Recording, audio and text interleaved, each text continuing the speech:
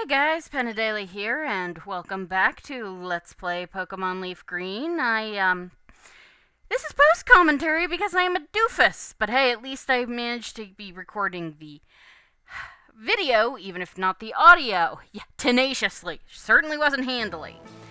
So yeah, here we are, back at the Pokemon League, and I've decided to try something different. I was checking, first of all, just to make sure everybody's okay. And I was going to switch Elsa to the front. And then I thought I'd check and see her Ice Beam is okay. I don't plan to use her Surf or her Hydro Pump that much. That's what Otacon's for. And then I had a thought. I didn't even know if this would work. First of all, I couldn't remember if I had the TM. But I do! Rain Dance! And yes! Pikachu can learn Rain Dance. Now, remember I also have Thunder, which is 100% accuracy, or possibly never miss, in rain. So yeah, I'm actually rather surprised. So I had to decide, whether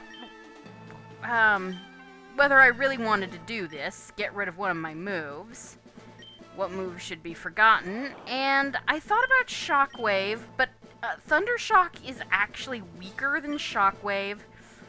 It just has more PP, so I decided I'd get rid of Thunder Shock. Because between Shockwave and Thunderbolt and Thunder, and Jupiter's Fragility, I figured... Oh, also, by the way, the bigger the Pokemon is, the closer it is to the screen when you teach it TM moves, that is an indicator of how high your friendship level is, or happiness. Affection is a different thing that comes in Gen 6, but friendship and happiness are basically the same thing. And you want full happiness at least on your starter. So I checked to make sure Jupiter was in the front, and now we go to... Hey, Pen! I was looking forward to seeing you, Pen. My rival should be strong to keep me sharp. While working on my Pokedex, I looked all over for Pokemon. Not only that, I assembled teams that would beat any Pokemon type. And now, I'm the Pokemon League champion. Pen, do you know what that means? It means you're a douche. I'll tell you. I am the most powerful trainer in the world. Dude, you're maybe the most powerful trainer in Kanto, although I am about to kick your ass and disprove that. So yes, Champion Douche would like to battle, and he sends out his Pidgeot, and that's why I had Jupiter in the front, because I knew he would. So, I decided to think about it. Let's set up with Rain Dance. It started to rain, which means that, like I said, I'm not sure, I'll have to look it up, whether Sand Attack is actually... whether Thunder in rain is a never miss or just 100% accuracy. All I know is that as long as it was raining, I didn't miss. So yeah, that's pretty nice. So your Sand Attack means nothing to me. Yeah. So the rain, of course. Rain Dance goes for 5 turns. So I hit him with a Thunder again. I have to say, I love the visuals for using Thunder. And Aerial Ace, that hurts a fair amount for not being very effective, but it wasn't even half my health. So, Jupiter, I use a Thunderbolt, which I really should have just Thundered him again. Oh well. This might work better because it won't get him down to full restore territory. If you're doing this, you might want to keep that in mind. Hit him with a Thunderbolt, then the next Thunder shouldn't take him down far enough for Gary to full restore, and then the last Thunder should finish him off. So we Thunder him again. Or Gary may just not use his full restore. That's nice. And it actually, went off for once. I have the nastiest thing of Paralysis Not. And now we use Shockwave because I was fairly certain Gary wasn't gonna full restore. And we knock out the Pidgeot. Yay! Alright, that's 1 down, 5 to go. And Gary is about to use his Rhydon, so yes, we will change Pokemon. Otakon or Elsa? We'll go with Elsa.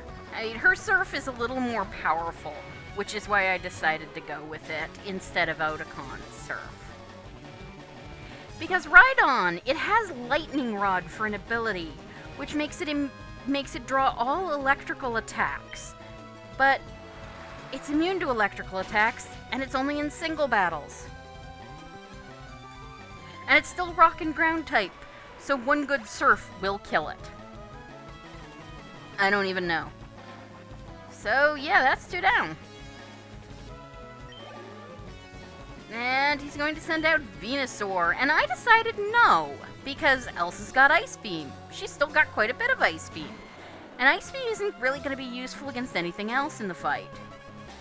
So, Ice Beam! And I forgot, it has Solar Beam. It actually also has Sunny Day, which, I did not, but for some reason it didn't use it. Oh, come on! So you know, of course, what Gary's going to do. Yeah, and also it has a Citrus Berry. Because of course it has a Citrus Berry. So I knew he was going to full restore. And I was afraid, and I knew it was going to Solar Beam. So I threw out Minty as a sacrificial bird. Sorry, Minty. Because I know its next chance, well, that it's going to Solar Beam, and that probably would have killed my Lapras. It definitely killed my Minty. I don't have anything that actually resists grass. So I sent out Mimian, because it's also, you know, being poisoned, it's weak to Psychic. So I figured, I knew he was going to full restore on this turn. That would give Mimian a free Psychic shot at him. And I was right! Gary's a little predictable. I think he has more full restores than the Elite Four members do, too. Jeez, really? Venusaur's special defense fell, which is nice. And I thought about Psybeaming it, but I thought Gary might full restore again, because I'm not sure how many he has. But I think he'll only use 1 on each Pokemon. So I sort of wasted a Psybeam, but again, nothing here is really good against Psychic. So that's his starter down. And we're 3 down. 3 down, 3 to go, and Elsa leveled up, which is nice. Gary is about to use Gyarados. Well, obviously, we are sending back out the Pikachu. Luckily, this Gyarados does not have Hyper Beam the way Lance's does. Thank God. I thought about sending Elsa out instead, but honestly, you know, well, they're both, it's really almost 6 1/2 dozen of the other, because they both have Thunderbolt, but I decided, you know, let's let Jupiter get a more chance to shine, hopefully. Now, the Gyarados knows Thrash, which is basically Outrage. Let's see, it's Thrash, Dragon Rage, Bite, and I can't remember what else. So I decided to heal Jupiter, you know, because I knew Dragon Rage takes 40. Oh, Hydro Pump, that's it. Jupiter does resist that, but unfortunately, it's still really, really powerful. I probably could have taken him out if I had not healed. Oh well. Well, maybe I could have taken him out, I'm not sure. Luckily, Elsa is tanky. But I probably should have just, honestly, I should have tried. Oh well, hindsight is 20/20. Yeah. Thrash again. Ooh, yeah, that critted, but it didn't kill me. Elsa is going to totally, it has pretty much been MVP this whole Elite Four stretch. Alright, so that took out his Gyarados. That's, oh god, Alakazam. This thing is evil. Send in... It likes to spam Future Sight and Psychic. It also knows Reflect, and it knows Recover, but it won't use it. I don't know why, given how awful Recover can be. Unfortunately, its Psychic is really, really disturbingly powerful, as you can see. So, I healed Otakon, but honestly, it just used Psychic again, and I knew if there was way too much chance oh right, I forgot, it also killed me. It's later that I was thinking, oh, it'll just get me into a loop. Yeah, you'll see what happens. So I decided to send out Mimian. Mimian is not really able to hurt this thing, though I suppose I could have actually tried. I sent out Mimian basically to hold the line while I used a max revive on Otakon. This fight is what I saved max revives for. So that you could I didn't have to give 2 turns to reviving and healing a Pokemon. Solar Beam will take charging time, but I did it anyway because I'm an idiot. Yeah, that's not very effective, but as you can see, I'm pretty low, and it's gonna knock me out next turn. Because like I said, oh wait, Future Sight. Okay then, right. So I don't remember exactly how this battle went. It's been a day. I've slept since then, to quote an old friend. Okay. So, let's see.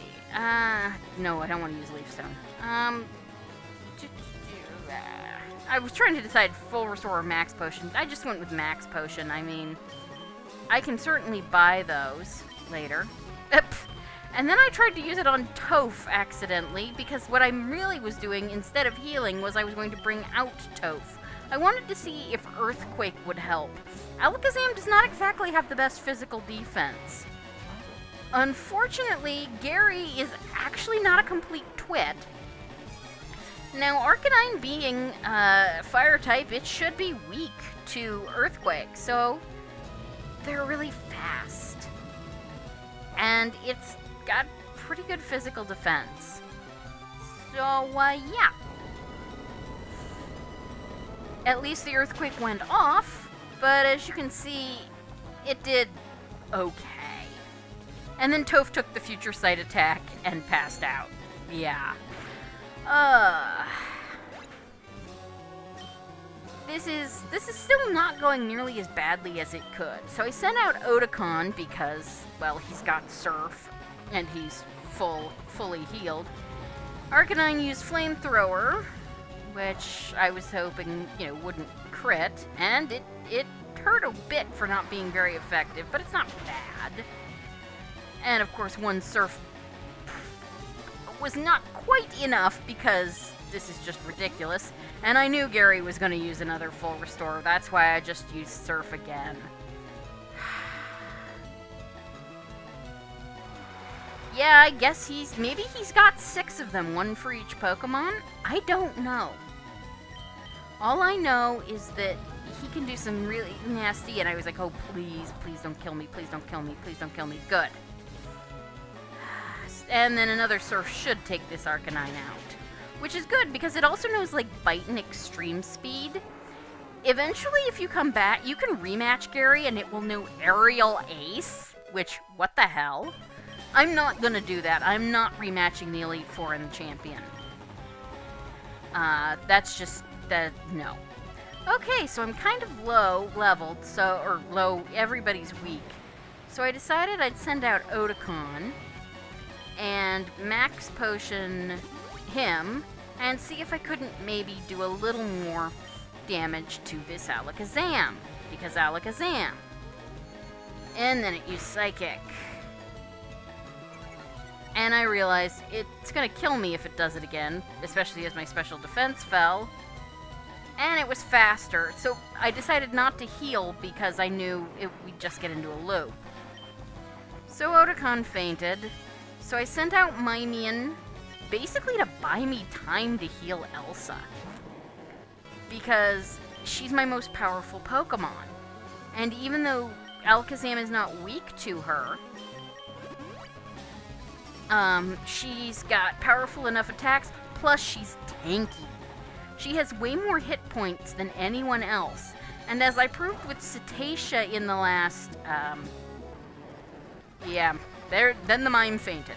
As I proved with Cetacea in Emerald, I thought it would automatically go to Elsa, but obviously it didn't. So, Elsa, come on. So I tried to decide, Surf and Ice Beam both get, Hydro Pump also gets same type attack bonus, and might have helped, but I didn't want to take a chance on it missing. Surf and Ice Beam both have pretty good accuracy. Pardon me. And Elsa used Ice Beam. And I decided I was going to heal her completely. Full restore since I'm out of max potions. And then, of course, Gary also used a full restore because he is a dick. And, yep, full restore, restored health. So now I had to decide what to do with Elsa. And I decided to use a max revive on Mimian, just so that I had a wall. If he somehow managed to knock Elsa out, I would have someone to be able to hopefully help me. Yeah, you can see what... And then he upped his defense, but Ice Beam is special, I think. And yeah, it doesn't do a whole heck of a lot of damage. So I decided to try Surf instead, and then he used Future Sight, which, will only help if I don't kill him fast enough. So I decided to Surf again, and he used Psychic on me. And that took me down low, but Surf. And yes, the asshole held on with one, and since I knew I was going to take the Future Sight attack this turn, I healed. Because there was no guarantee that Elsa'd take him out first. Plus, it might have knocked me out. And then he tried to use Future Sight, but you can't double up on it. So if you use it before, even if it's on the same turn, it will fail. So I decided to hit him with another Surf, and he made the mistake of trying to use Future Sight on me again. And I took him out. And, oh my god. And, yeah. And Mimian got some XP. Mimian grew to level 48. That's nice. And yeah, I checked really fast to make sure I was recording. I think I'll cut that out. I hope I'll cut that out. No, that can't be. Don't search your feelings. You know it to be true. You beat me at my best. After all that work to become the league champ, my reign is over already? It's not fair. Yes, it is, and it's sweet. Ugh, he whines enough to be Luke. Why? Why did I lose? I never made any mistakes raising my Pokemon. Darn it, you're the new Pokemon League champion. Although I don't like to admit it. Pen! Yep. So, you've won. Sincerely, congratulations. You're the new Pokemon League champion. You've grown up so much since you first left with Squirtle to work on the Pokedex. I haven't been doing well on that. Pen, you have come of age. Gary, I'm disappointed in you. I came when I heard you'd beaten the Elite Four, but when I got here, you'd already lost. Gary, do you understand why you lost? Because he's a douche? You have forgotten to treat your Pokemon with love and trust. Without them, you will never become a champ again. Pen, you understand that your victory was not just your own doing. The bond you share with your Pokemon is marvelous. Also, Bulbapedia. Pen, come with me.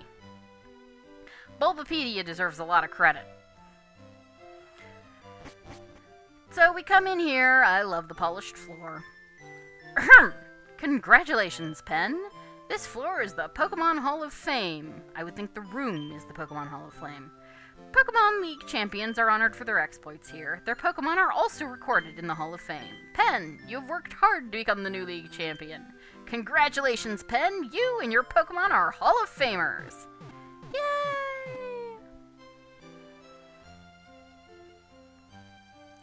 And...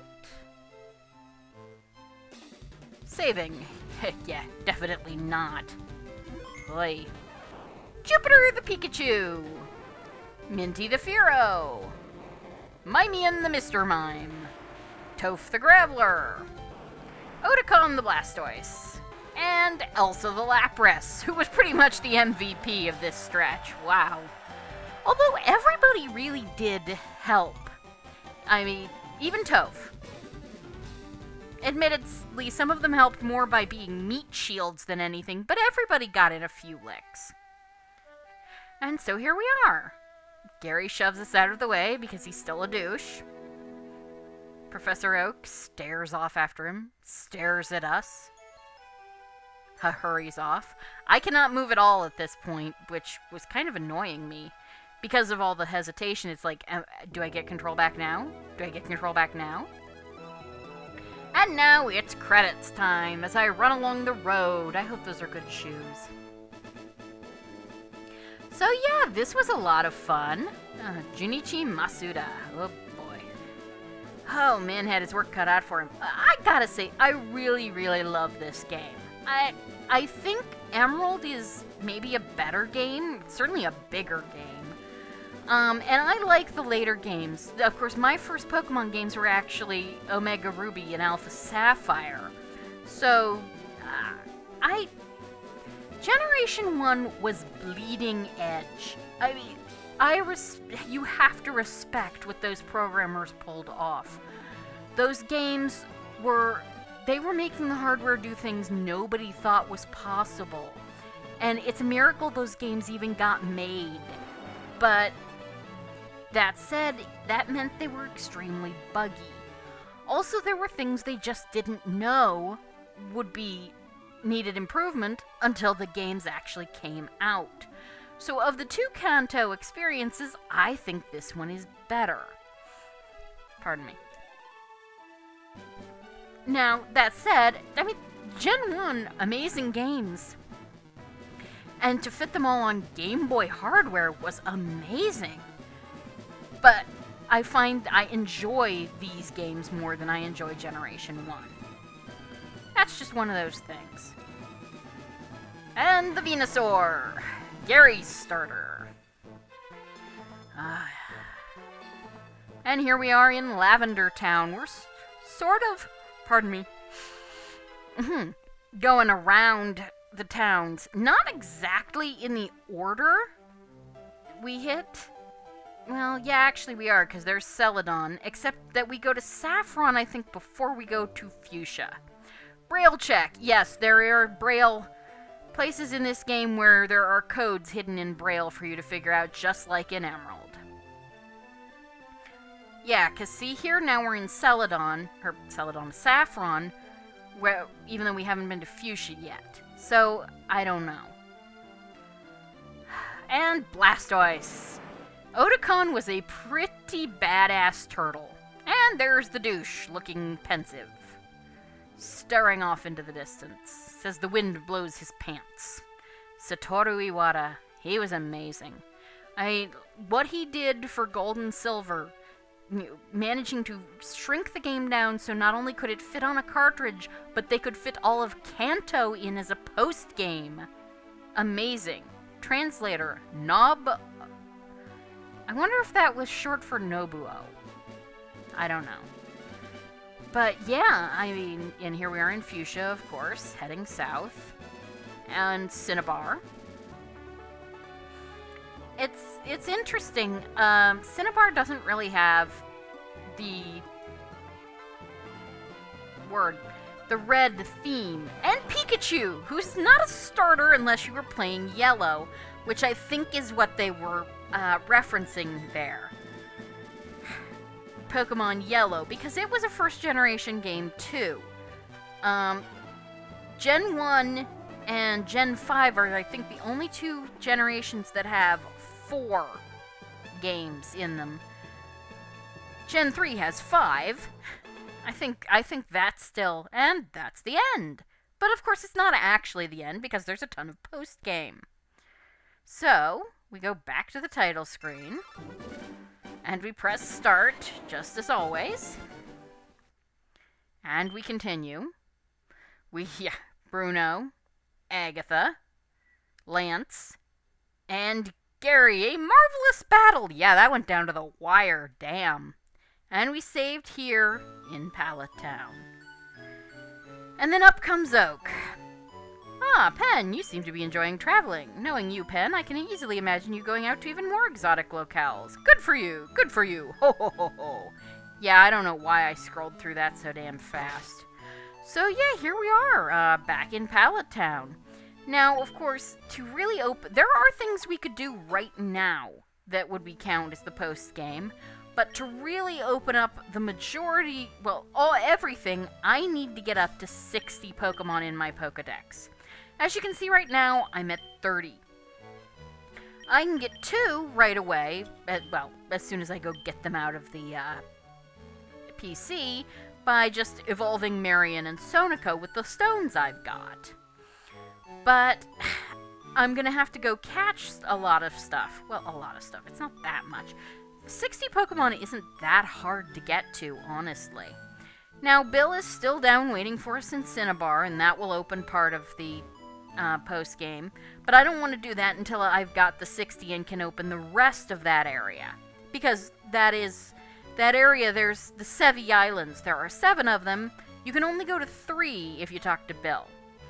So, yeah, I'm going to basically take a couple of days and get up to 60, and then we will also go looking for a roaming legendary, because of course there is a roaming legendary, and do some other stuff. There's the legendary birds who are not roaming. There is another legendary who may kick our asses. Yeah, there's no hyper-powerful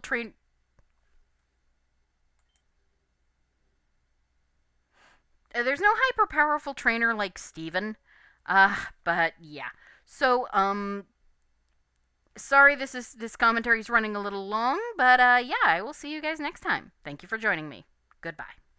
One last profile, because I'm not profiling any rocket executives or Bob the Third swimmer from the left. But who should we talk about, as we've already discussed the douche? Well, that's easy. The guy whose narrative slot we're currently occupying. That's right, it's time to talk about Ash Ketchum. No, not Red. This whole playthrough has leaned heavily on the anime. I'm not quitting that now. And Red and Ash are far, far more different than any other set of characters. For one thing, Red's allowed to age. So, Ash Ketchum. The name may reference ash trees in opposition to Gary Oak. It's also taken from his Japanese name, Satoshi. Satoshi can be written as wisdom, which, but it's the given name of the creator of the Pokemon franchise, Satoshi Tajiri, so it's pretty appropriate to be given to the central character. Ketchum, of course, is a pun on Gotta Catch 'Em All. Ash is, well, of all the characters, he's undergone the most growth. The anime's been running for over 20 years, he damn well had better. He starts out brash, rash, a bit rude, and focused on being a Pokemon master, which he mostly defines as catching more Pokemon than Gary.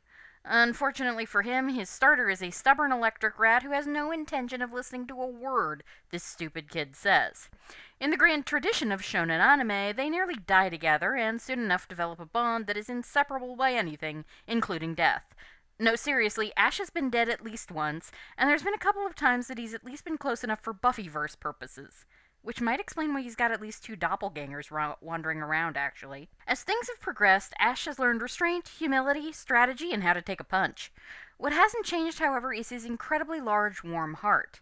Ash has always been ready to help people in trouble, whoever they may be. He's still incredibly oblivious to social cues, especially where romance is involved, but he's never one to hurt people intentionally.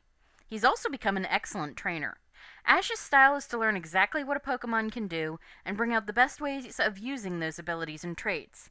Pikachu's speed, Charizard's raw power, Swellow's weird resistance to electricity. These are traits he teaches them to use and apply until they can defeat enemies they shouldn't be able to normally. Ash also has a nasty case of protagonist syndrome, having ridden a bunch of legendary Pokemon, traveled in time, used the power of Aura, which few humans can, and of course been the chosen one of an incredibly punny prophecy. His world-saving antics have led him into a bunch of odd places, but he always seems to come out on top. He still tends to be naive, seeing the best in everybody unless he's been forcibly convinced otherwise. He's well aware that Giovanni is flat-out scum, after all.